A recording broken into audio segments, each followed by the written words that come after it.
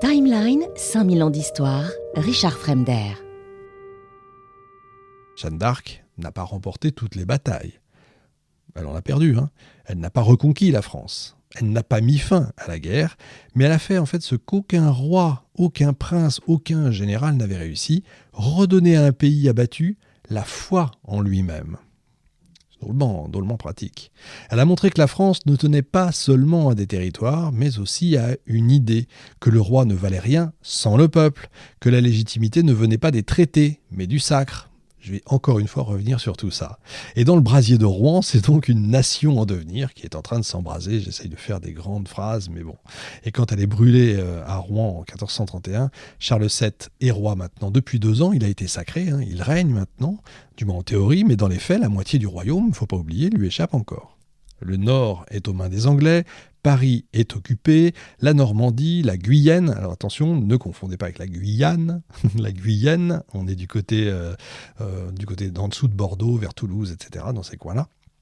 La Champagne, tout ça, autant de territoires, si vous voulez, qui échappent à son contrôle. Et surtout, l'armée royale est en ruine, elle est dispersée, elle est indisciplinée, mais ça c'est habituel, elle est sans solde et elle est sans structure.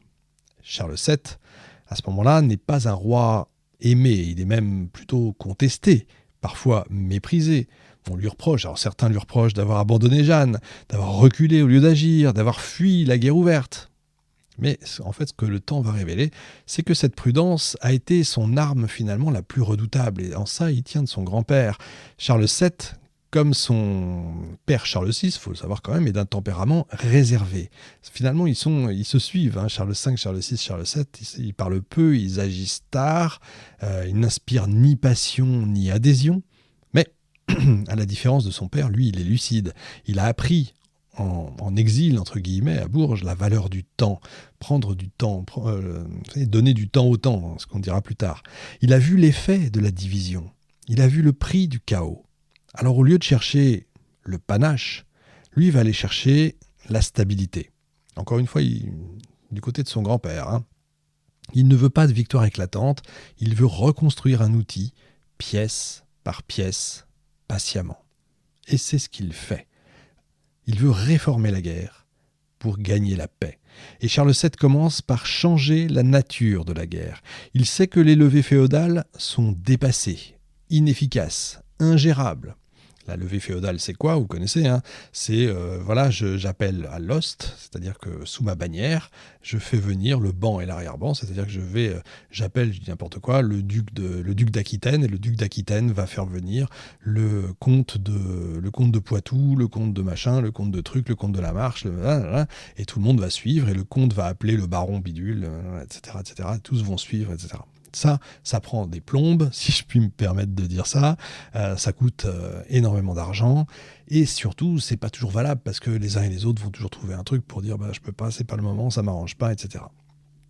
Donc, il va créer la première armée permanente du royaume de France. C'est les fameuses compagnies d'ordonnance, des troupes soldées par la couronne, encadrées, disciplinées, et tenu surtout à l'écart du pillage. Il réforme l'impôt avec l'aide d'un homme d'exception, Jacques Coeur, qui mériterait à lui tout seul une émission, grand argentier du royaume, négociant, homme d'affaires. Ensemble, ils vont assurer une rentrée fiscale, encore une fois, régulière, qui alimente l'armée, qui finance les campagnes, qui renforce l'État. Faut pas se leurrer, hein. Le nerf de la guerre, c'est toujours l'argent. Et si l'argent ne rentre pas, ça marche pas. Que vous soyez une entreprise, que vous soyez un ménage, ou que vous soyez un État, une administration ou quoi que ce soit, le nerf de la guerre, c'est l'argent. C'est comme ça. Et surtout, il réorganise le territoire. Il va pacifier les provinces, il va reconquérir les villes, mais sans les écraser. Il ne cherche pas la gloire, encore une fois, il cherche la continuité. Et le grand coup de maître de Charles VII ne se joue pas sur un champ de bataille, mais c'est nouveau plutôt dans les salons. Depuis des années, la Bourgogne, territoire français quand même, est l'allié fidèle des Anglais. C'est ce qui a permis de tenir Paris, Reims et beaucoup de villes d'ailleurs. Mais en 1435, après pas mal de négociations, Charles VII parvient à retourner l'alliance. Il va signer le traité d'Arras avec le duc Philippe le Bon qui va rompre avec les Anglais. Et ça, c'est un tournant stratégique majeur. La Bourgogne se retire du conflit. Paris, devenu isolé, va se rendre sans combattre. L'alliance anglo-bourguignonne, qui est quand même le pilier du fameux traité de Troyes, du honteux traité, s'effondre. Et en quelques mois, sans tirer une seule flèche, Charles VII récupère la capitale, le prestige et la légitimité. Et une fois que Paris est reprise, eh bien, le roi continue sa lente reconquête. En 49, donc 1449, la Normandie est attaquée et en moins d'un an, elle va tomber. En 1451, c'est la Guyenne, c'est-à-dire Bordeaux, Bayonne, Dax, encore une fois, qui redeviennent françaises. C'est tout ce triangle-là. Mais les Anglais résistent quand même. Et en 1453, ils reviennent à la charge. Ce sera Castillon, la dernière grande bataille de la guerre de Cent Ans. Là, l'armée anglaise est écrasée. John Talbot, son chef, est tué au combat. Ce jour-là, la guerre s'arrête. Non pas par un traité, non pas par une paix signée, mais tout simplement par l'épuisement. Et oui, faute de combattants, la guerre s'arrête. L'Angleterre elle-même est plongée dans ses propres troubles qui vont donner naissance bientôt à la guerre des Deux Roses. J'y reviendrai plus tard. Un jour, peut-être dans une émission, ce serait pas mal de faire une émission sur la guerre des Deux Roses. Je ne sais pas si tout le monde sait ce que c'est. Charles VII aura quand même régné 43 ans, dont la moitié dans l'ombre, l'autre dans la reconstruction. Il meurt en 1461 dans un royaume presque entièrement restauré, libéré des Anglais, à l'exception d'une ville, Calais. On y reviendra plus tard un jour, mais vous connaissez les bourgeois de Calais, etc.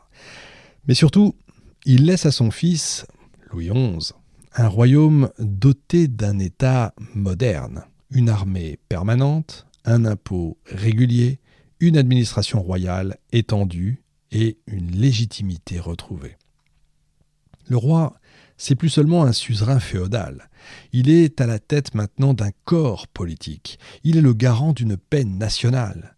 Et c'est là, dans ce silence revenu, dans cette lente reconquête sans éclat, encore une fois, que va naître la France moderne.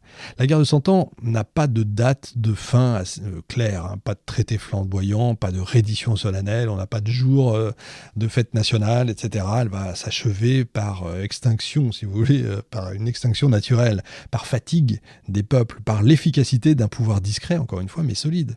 Et c'est peut-être là la plus grande leçon de cette très longue guerre. Ce ne sont pas toujours les héros spectaculaires qui gagnent. Parfois, ce sont ceux qui réparent, qui réforment, qui reconstruisent. Charles V avait préparé le terrain, Jeanne a rallumé quand même la foi quelque part, ou en tout cas on lui a donné ce qu'il fallait pour rallumer la foi, ou on lui a fait parler, je vais revenir là-dessus, et Charles VII, sans fracas, lui, a refermé la plaie. Au tout début de cette émission, je posais une question simple, presque naïve.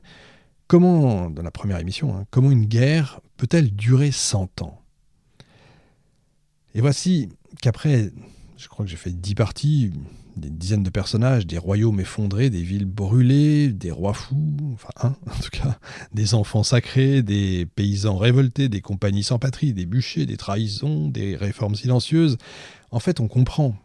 Ce que j'ai raconté, c'est pas une guerre, mais c'est la lente naissance d'une nation, en fait. Parce que la guerre de 100 ans ne dure pas 100 ans parce qu'elle est longue, elle dure 100 ans parce que la France a mis un siècle à devenir la France.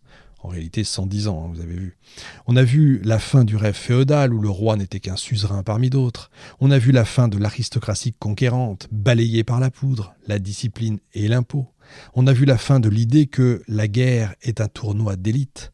À la place, on comprend qu'on a vu émerger autre chose, un État centralisé, un impôt permanent, pauvre de nous, une armée stable, une administration qui ne dépend plus du hasard des naissances. Et surtout, un roi qui n'est plus le chef d'une caste, mais le cœur d'un territoire. De Poitiers à Castillon, finalement, on a vu une sorte de mue lente, douloureuse, certes, mais une mue certaine. Le siècle qui s'écoule entre Poitiers, 1356, et Castillon, 1453, entre Jean le Bon et Charles VII, c'est une sorte de traversée du désert politique. La monarchie s'effondre, elle vacille, elle doute, le royaume est morcelé, pillé, trahi, roulé dans la farine, dans la boue, j'allais dire. La guerre devient civile, puis religieuse, puis existentielle.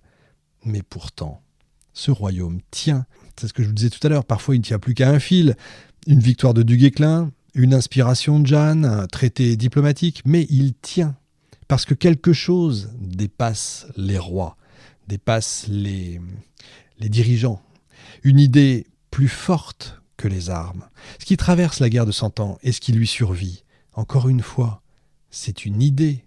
La France, c'est une idée. Celle d'un pays qui n'est plus simplement une couronne, un domaine, une alliance féodale, mais une communauté de destin. C'est ça qui fait une nation. Une langue, un territoire, une mémoire.